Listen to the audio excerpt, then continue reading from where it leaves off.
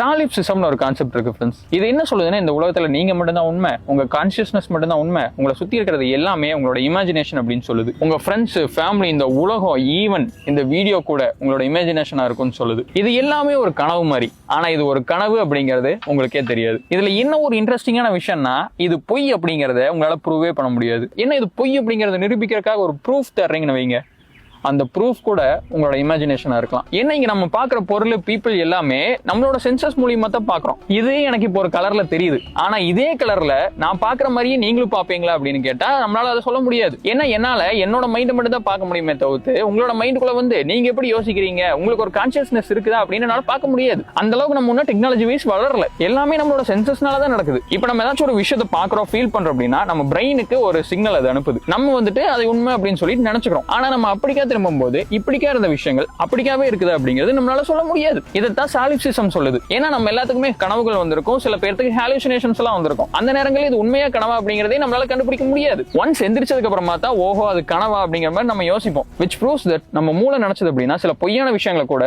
நம்மள உண்மை மாதிரி ஃபீல் பண்ண வைக்க முடியும். ஸோ வாட் இஃப் இப்ப நம்ம பார்த்துக்கிறது எல்லாமே ஒரு கனவா இருந்தா, உங்க அப்பா அம்மா, ஃப்ரெண்ட்ஸ், உங்க எக்ஸ் கேர்ள் ஃப்ரெண்டு எல்லாமே உங்களோட இமேஜினேஷனா இருந்தா, இந்த நிமிஷத்துல நீங்க வேற ஏதோ யூனிவர்ஸ்ல வேற ஏதோ ஒரு ஆளா, வேற ஏதோ ஒரு மிருகமா இருந்துட்டு திடீர்னு கண்ணு முழிக்கிறீங்க அப்படின்னா, இது எல்லாமே கனவு அப்படின்னு உங்களுக்கு ரியலைஸ் ஆகுது அப்படின்னா உங்க மைண்ட் எப்படி இருக்கும்? ஸோ வாட் இஃப் இந்த ஹோல் யூனிவர்ஸ்லயே உங்க ஒருத்தருக்கு மட்டும் தான் கான்சியஸ்னஸ் இருக்குதுன்னா, how do you feel about that?